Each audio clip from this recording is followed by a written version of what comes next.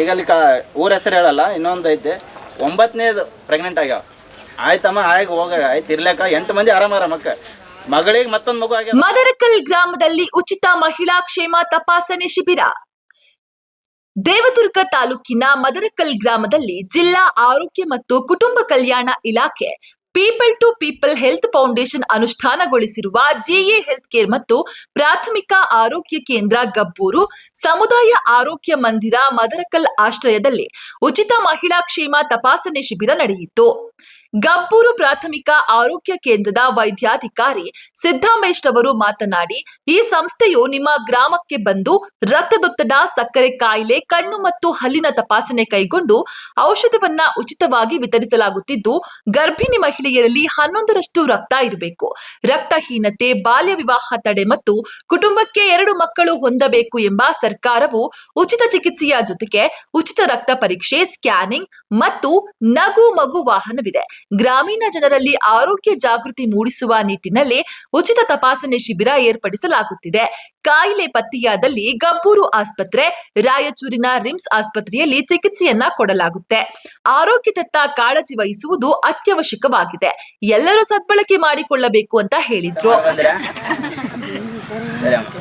PPHF ಮತ್ತು ಆರೋಗ್ಯ ಕುಟುಂಬ ಇಲಾಖೆಯಿಂದ ಜಂಟಿಯಾಗಿ ಕಾರ್ಯಕ್ರಮವನ್ನು ನಿಯೋಜನೆ ಮಾಡಿದ್ದಾರೆ. ಎದ್ರ ಬಗ್ಗೆ ಮಾಡಿದ್ದಾರೆ ಏನಂತ ಡಿಟೇಲ್ ಆಗಿ ನರ್ಸಮ್ಮ ಅವ್ರು ಹೇಳಿದ್ರು. ಗೊತ್ತಾಯ್ತಲ್ಲ? ಕೇಳಿಸ್ಕೊಂಡ್ರ? ಯಾರ್ಯಾರು ಡಾಕ್ಟರ್ ಬಂದಾರ ಇಲ್ಲಿ? ಅಲ್ಲಿನ ಡಾಕ್ಟರ್ ಬಂದಾರ, ಕಣ್ಣಿನ ಡಾಕ್ಟರ್ ಬಂದಾರ, ಹೆಣ್ಮಕ್ಳು ಡಾಕ್ಟರ್ ಬಂದಾರ. ನಾನು ಮೆಡಿಕಲ್ ಆಫೀಸರಾಗಿ ನಾ ಬಂದೀನಿ, ನಾನು ನೋಡ್ತೀನಿ. ಪ್ಲಸ್ CH ಓದ್ತಿರ್ತಾರೆ, ಅವರೆಲ್ಲ ನೋಡ್ತಾರೆ. ನಿಮ್ಮ ಆಶಾ ವರ್ಕರ್ ಮನೆ ಬಂದಕ್ಕೆ ಎಲ್ಲ ಸರ್ವಿಸ್ ಕೊಡ್ತಿರ್ತಾರ, ಬರ್ತಾರಿಲ್ಲ? ಏನು ಹೇಳ್ತಾರೆ ಬಂದಾಗಲ್ಲ?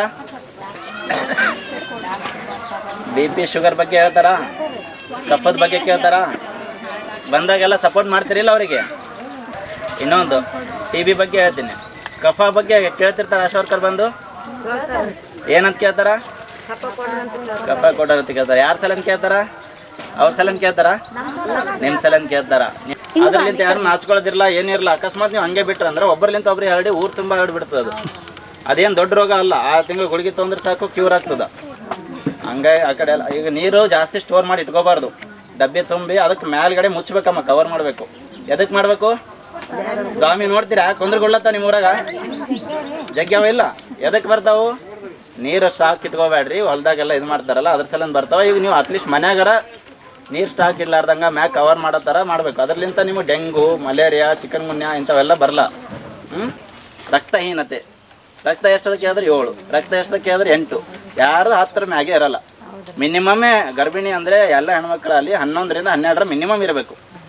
ಅದ್ರ ಸಲ ಬಂದೀವಿ. ಈಗ ಎಲ್ಲ ಅಷ್ಟು ಸದುಪಯೋಗ ಪಡಿಸ್ಕೋರಿ. ಯಾರಿಗೆ ಡೌಟ್ ಬರ್ತದೆ ಅವರಿಗೆಲ್ಲ ಬರ್ದು ಕೊಡ್ತಾರೆ. ಗಬ್ಬೂರಿಗೆ ಬರ್ರಿ, ರಕ್ತ ಪರೀಕ್ಷೆ ಮಾಡ್ತೀನಿ, ಎಲ್ಲ ಫ್ರೀದಾಗ ಆಗ್ತದೆ. ಯಾರಿಗಾರ ಏನಾರ ದುಡ್ಡು ಖರ್ಚಾಗ್ತಿತ್ತು ಅಂದರೆ ಬೇಕಾದ್ರೆ ಹೇಳ್ರಿ ನನಗೆ.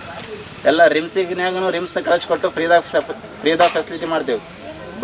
ಸ್ಪೆಷಲಿ ಗರ್ಭಿಣಿಗೆ ಬಸ್ಸಿಂದ ಇಳಗೋದು, ಆಂಬುಲೆನ್ಸ್ ಹಿಡ್ಕೊಂಡು, ಗುಳಿಗೆ ಹಿಡ್ಕೊಂಡು, ಸ್ಕ್ಯಾನಿಂಗ್ ಹಿಡ್ಕೊಂಡು ಹೋಗೋದು ಬರೋದು ಎಲ್ಲ ಒಟ್ಟು ಫ್ರೀ ಇರ್ತದೆ. ಡೆಲಿವರಿ ಆದ್ಮೇಲೆ ದುಡ್ಡು ಬರ್ತಾವೆ. ಇಷ್ಟರ ಮಟ್ಟಿಗೆ ಗೌರ್ಮೆಂಟ್ ಫೆಸಿಲಿಟಿ ಕೊಡ್ತದೆ. ಅದಕ್ಕೆ ಸದುಪಯೋಗ ಪಡಿಸ್ಕೊರಿ. ಜಾಸ್ತಿ ಸುಮ್ಮನೆ ಈಗ ಎಲ್ಲಿ ಹೋಗ್ಬೇಕು, ಎಲ್ಲಿ ತೋರಿಸ್ಕೋಬೇಕು ಅಂತ ಟೈಮ್ ವೇಸ್ಟ್ ಮಾಡಿ ನೀವೇ ಈಗ 2ಕ್ಕಿಂತ ಮ್ಯಾಗ ಜಾಸ್ತಿ ಬೇಡ ರೀ. ಈಗ ಅಲ್ಲಿ ಊರ ಹೆಸರು ಹೇಳಲ್ಲ, ಇನ್ನೊಂದು ಐತೆ 9ನೇದು ಪ್ರೆಗ್ನೆಂಟ್ ಆಗ್ಯಾವ. ಆಯ್ತಮ್ಮ ಹೋಗ ಆಯ್ತು ಇರ್ಲಕ್ಕ 8 ಮಂದಿ ಆರಾಮಕ್ಕ, ಮಗಳಿಗೆ ಮತ್ತೊಂದು ಮಗು ಆಗ್ಯದ. ಈಗ ಮತ್ತೆ ಆಕಿ ಪ್ರೆಗ್ನೆಂಟ್ ಹೇಳೋದು, 47 ವಯಸ್ಸಾಕಿಗೆ. ಆಯ್ತಮ್ಮ ನೀವು ತೆಗ್ಸಲ್ಲ ಅಂತೀಯ, ಬಾ ಅಟ್ಲೀಸ್ಟ್ ಗುಳಿಗೆನ ತಗೋ, ಕರೆಕ್ಟಾಗಿ ಗುಳಿಗೆ ತಗೋ, ಟ್ಯಾಬ್ಲೆಟ್ ತಗೋ, ಇಂಜೆಕ್ಷನ್ ಮಾಡಿಸ್ಗೋ, ಅದು ಏನೇನು ಬರ್ತಾವೆ ಎಲ್ಲ ಕೊಡ್ತೀವಿ ಅಂದ್ರೆ ಇಲ್ಲ. ನೀವು ಬಂದರೆ ನಂಗೆ ಹೋಗಂತ ಗುಳಿಗೆ ಕೊಡ್ತೀರಿ ನೀವು. ಹಿಂಗಂದ್ರೆ ಯಾರಿಗೆ ಸಮಸ್ಯೆ ಆಗ್ತದಮ್ಮ? ಯಾರ ಜೀವಕ್ಕೆ ತ್ರಾಸ ಹೇಳ್ರಿ? ಒಂದು ಕೂಸು ಬೆಳವಣಿಗೆ ಚೆನ್ನಾಗಲ್ಲ, ಗುಳಿಗೆ ಇಂಜೆಕ್ಷನ್ ಏನು ತೋಲಾರದೆ. ಅವ್ರ ತಾಯಿ ಅಂದರೆ ಅವರು ಏನೋ ಟ್ರೀಟ್ಮೆಂಟ್ ತೋಲಾರದೆ ಅವರಿಗೂ ಸಮಸ್ಯೆ ಆಗ್ತದೆ. ಈಗ 45-50 ವರ್ಷನಾಗ ಅವ್ರಿಗೆ ಡೆಲಿವರಿ ಆಗ್ಬೇಕಂದ್ರೆ ಎಷ್ಟು ತ್ರಾಸ ಆಗಬೇಡ? ರಕ್ತಸ್ರಾವ ಆಗಿ ಜೀವಕ್ಕೆ ತ್ರಾಸ ಆಗ್ಬೋದಾ? ನಂತರ ಮಹಿಳಾ ಆರೋಗ್ಯ ಅಧಿಕಾರಿ ಸುಲೋಚನಾ ಮಾತನಾಡಿದ್ರು. ಪ್ರಾಸ್ತಾವಿಕವಾಗಿ PPHF ಸಿಬ್ಬಂದಿ ನರಸಮ್ಮ ಮಾತನಾಡಿ ಗುರಿ ಮತ್ತು ಉದ್ದೇಶವನ್ನ ತಿಳಿಸಿದ್ರು. ಹೌದಾ ಇಲ್ಲ? ಇದ್ರನ್ನ ಉಪಯೋಗ ತಗೊಳ್ರಿ ನೀವು. ಯಾಕಂದ್ರೆ ಯಾರಿಗೆ ಯಾವ ಕಾಯಿಲೆ ಆದ ಗೊತ್ತಾಗಲ್ಲ. ಅದು ಪರೀಕ್ಷೆ ಮಾಡಿ ಇದು ಮಾಡಿದ್ಮೇಲೆ ಗೊತ್ತಾಗುತ್ತೆ. ಈಗ ನಾವು ಸುಮ್ಮನೆ ಇರ್ಲಿ ಬಿಡು, ಊಟ ಮಾಡಿಲ್ಲ ನಾನು ಅದಕ್ಕೆ ಚಕ್ಕರ್ ಬರಕತ್ತದ ಏನು ಬಿಡು ಅಂತೇಳಿ ಸ್ವಲ್ಪ ಹೊತ್ತು ಕೂಡೋದು, ಮತ್ತೆ ಹೊಲಕ್ಕೆ ಹೋಗೋದು, ಮತ್ತೆ ಕೂಡೋದು, ಊಟ ಮಾಡಲಾರ್ದೆ ಇರೋದು. ಹೌದಾ ಇಲ್ಲ? ಆಮೇಲೆ ಗಾಯ ಆದ್ರೆ ಏನು ಮಾಡ್ತೀರಿ ನೀವು? ಅದೇನು ಮಾಡೋದು? ಎಲ್ಲ ಪೆಟ್ಟಾಗ್ತದೇನು ಬಿಡು, ಮುಳುಚಿಚ್ಚದ ಗಾಯ ಆಗ್ಯದ ಅಂತೇಳಿ ಬಿಡ್ತೀರಿ ನೀವು. ಅದು ನೀವು ಶುಗರ್ ಅಂದರೆ ಸಕ್ಕರೆ ಕಾಯಿಲೆ ಇದ್ರೆ ಏನಾಗ್ತದ ಅದು ಮಾಯಂಗಿಲ್ಲ ಜಲ್ದಿ, ಹೌದಾ ಇಲ್ಲ? ಅದು ಹಂಗೆ ಹೆಚ್ಚಾಕೊಂತಾನು ಹೋಗ್ತದ.